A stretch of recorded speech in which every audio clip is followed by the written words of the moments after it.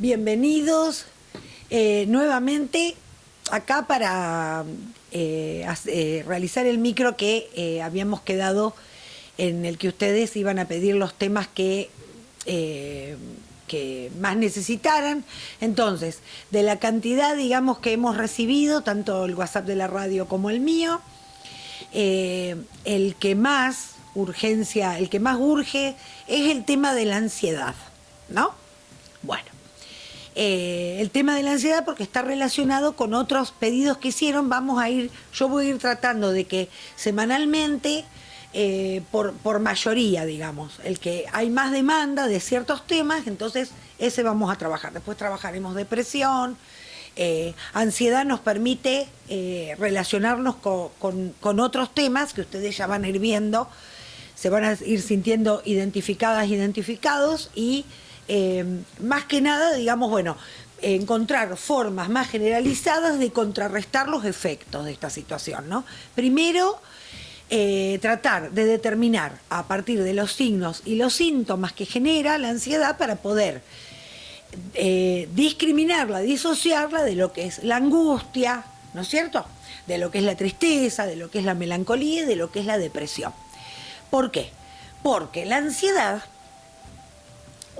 vamos a explicar un poquito su origen. Nosotros estamos formados por materia y energía. Nuestro organismo, yo voy a tratar de hacerlo sencillo para que se entienda, nuestro organismo, nuestro ser, está formado de materia y energía. Nosotros recibimos energía externa, ¿no es cierto?, pero también producimos energía endógena. Los psicólogos la llamamos libido, que es, digamos, la fuerza vital, digamos, que va a desembocar en todo lo que nosotros hacemos: comer, hacer actividad física, la sexualidad, y etcétera, etcétera. Y tendría que existir una alternancia que nos permitiera un equilibrio, ¿no es cierto?, en el despliegue de estas fuerzas físicas y energéticas, ¿no es cierto? Frente a determinadas situaciones, por ejemplo, la mala alimentación. Muchos de ustedes saben que yo soy vegana, entonces, bueno, no comer cosas vivas, verduras, vegetales, cuestiones que nos nutran verdaderamente. Los cadáveres no nutren, definitivamente. Eso también genera que se vayan como amortiguando los canales por donde la energía tiene que circular, ¿no es cierto? Lo mismo sucede, por ejemplo, frente a ciertas situaciones, ciertas cuestiones de la vida en las que nosotros tenemos que tomar decisiones y no las tomamos, tenemos que decir cosas y no las decimos, tenemos que poner a gente en su lugar y no las ponemos, y no nos ponemos. Pero esto ya tendría que ver con la libido narcisista, que lo vamos a dejar para otro momento. Porque a lo que yo quiero ir es a qué pasa cuando se produce esta acumulación de energía que todos conocemos como estrés, ¿sí? Este estrés puede ser generalizado, invade todas las áreas de la vida de una persona y se transforma en, nosotros le decimos ansiedad esquizoide, pero en realidad no porque está hablando de un trastorno como la esquizofrenia, sino porque uno, digamos, siente que no puede hacer nada en principio. Primero es una sensación: no me voy a poder levantar, o no voy a poder organizar, por ejemplo, el discurso, por ejemplo, acá en la radio, no voy a saber qué es lo que tengo que decir. Entonces, antes, un ejemplo, ¿no? Acuérdense que yo les digo que siempre trabajo mucho con ejemplos. Antes de empezar, ya me empiezo a poner nerviosa, ya me empiezo a sudar, empiezo a ponerme colorada, no voy a poder, y no puedo. ¿Qué se produjo? Una invasión ansiógena. No tiene que ver con la lógica de mi pensamiento, como si pasaría en un trastorno esquizofrénico por ahí, ¿no es cierto?, donde el impulso dominaría toda mi capacidad de logística, ¿no?, o los procesos del pensamiento. Pero tiene que ver con una invasión energética, para que se pueda entender, ¿no? Y no me permite hacer.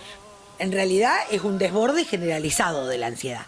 En general, la mayoría de la gente, si bien esto sucede también, y nosotros lo conocemos como pánico, ¿no es cierto? Como miedo, como las fobias, las famosas fobias. Después, bueno, irán dependiendo, digamos, de qué sé yo, hay fobias sociales, ¿no es cierto? Pero es otro tema. Vamos a seguir con el tema de la ansiedad. Si bien esto también existe, en general lo que más sucede es la ansiedad de tipo depresiva, la que a mí no me permite, que en realidad no es que no me permite, yo siento que no puedo, ¿sí? ¿Y qué hace la gente cuando siente que no puedo? No puedo dormir. Es raro, porque uno dice, pero ¿cómo? Si vos estás deprimido tendrías que dormir todo el día. Bueno, no puedo dormir cuando tengo que dormir, pero duermo cuando no tengo que dormir. Entonces, a veces, un trastorno ansioso es nada más que un signo de algo que uno tiene que resolver en su vida. Hay que buscar qué es lo que hay que resolver. Y lo único que nunca hay que hacer cuando aparece un síntoma es tomar pastillas. Ni para dormir, ni para levantarme, ni para comer, ni para dejar de comer, ni para nada. Nosotros tenemos todos los componentes que necesitamos. A ver, yo les voy a explicar una cosa. Las adicciones existen porque el compuesto que yo estoy consumiendo, vamos a decir, por ejemplo, las benzodiazepinas, los calmantes, como yo los tengo naturalmente en mi cerebro, ¿qué hago yo? Al consumirlo produzco un efecto agonista con el fármaco que me produce un sobreestímulo de eso que yo ya tengo. Yo lo que tengo que aprender es a encontrar dentro mío, porque esa es la única forma que tenemos de conocernos, qué es lo que, si yo no duermo, vamos a suponer, yo no me puedo dormir, o bien hay algo que tengo que resolver, o no duermo esa noche. Yo te aseguro que a las 48 horas vos vas a dormir, porque esa falsa idea de que cuando uno tiene insomnio son 7 días seguidos, no existe ninguna persona que esté 7 días seguidos sin dormir, porque se muere, directamente explotaría, ¿no es cierto? Bueno, entonces, primero respetar a rajacincha lo que nuestro sistema, tanto físico como psíquico, nos está queriendo decir. Es lo mismo que cuando pasa una idea. Cuando pasa una idea por mi mente, por ejemplo, yo digo, no voy a poder, por ejemplo, yo tengo un proyecto, ¿no? Bueno, y me pongo a pensar, y no voy a poder, y no me va a salir, y quién sabe. Bueno, lo primero que tengo que hacer es analizar a ver el por qué yo me estoy planteando esto. ¿No es cierto? Entonces yo ahí voy a encontrar, ¿por qué me estoy planteando esto? Y yo me tengo que preguntar. Volvamos otra vez a lo que ya habíamos trabajado el micro anterior. Yo no soy un autómata, una máquina, porque nosotros le hacemos eso a los animales, los hacemos terminar siendo objetos y los explotamos y los sacrificamos y los matamos y nos lo comemos. Lo mismo que nosotros le hacemos a los animales, hay seres humanos que nos hacen a nosotros. Somos igual de explotados por una cierta casta, ¿no es cierto?, política, económica, que nos hace pasar por esa misma situación, ¿no es cierto? Las farmacéuticas, ¿no es cierto?, que tienen... Yo tengo que poderme dormir sin tomar ninguna... Yo no me puedo permitir... Es decir, es una falta de respeto a mi capacidad de ser y a mi capacidad de tomar decisiones. De eso a la pérdida de los principios personales hay un paso. ¿Por qué? Porque yo no me estoy cuidando, yo me estoy dejando usar y me estoy dejando que el otro haga conmigo lo que quiere. Yo tengo que marcar, porque de la misma manera que yo voy a marcar el respeto cuando yo me lo doy a mí misma, yo voy a respetar al otro. ¿Cómo uno no aprende primero a respetar al otro y después se aprende a respetar a sí mismo? Primero se aprende a respetar uno. Entonces el otro día una de las personas que vio el programa, y unas cuantas personas, yo si no tomo pastilla no duermo, estoy deprimida si no tomo... Primero, si estás deprimida no te dormís, no es que no te dormís, ahí está pasando otra cosa. Entonces lo que hay que averiguar es qué es lo que está pasando. Hay que organizarse, hay que planificar la vida, Y entonces después uno se va por esto en el sentido de cuando uno, porque acá se confunde cualquier cosa. Yo, si estoy deprimido, ¿qué dice? La palabra sola te dice depre, baja. Entonces yo tengo digamos, la ansiedad, digamos, que en realidad es una carga energética que a mí me permite ponerme en actividad. Si yo la tengo muy en baja, muchísimas veces, ¿qué está queriendo decir? Que yo también estoy reparando. Por ejemplo, si vos tuviste mucho trabajo, mucho estudio, hiciste muchísima actividad, obviamente que vas a tener sueño y vas a dormir más, por ejemplo. ¿Por qué? Porque está equilibrándose el sistema. Nosotros tenemos que aprender a escuchar a nuestro organismo y a nuestro sistema.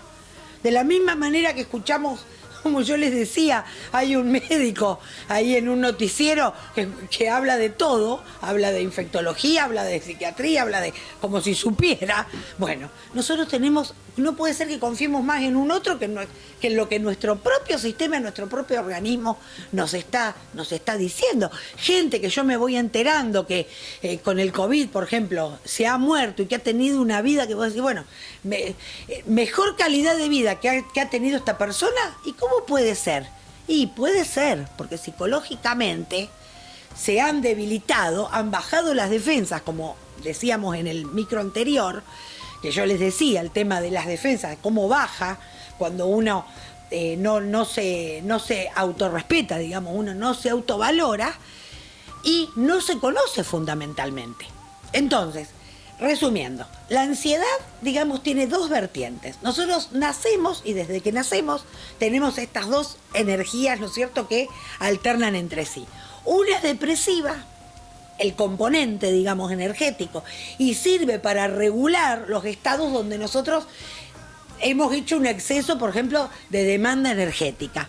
Y la otra, que es un poco más esquizoide, digamos, pero les vuelvo a repetir, no en el sentido de desorganización del pensamiento, sino en el sentido de respuesta, ¿no es cierto? Como por ejemplo los miedos naturales que uno tiene para organizarse rápidamente para poder responder ante una situación de peligro, por ejemplo. Entonces te reorganizás. Nuestro sistema es perfecto, nuestro sistema mental en realidad. Lo que pasa es que nosotros no lo escuchamos.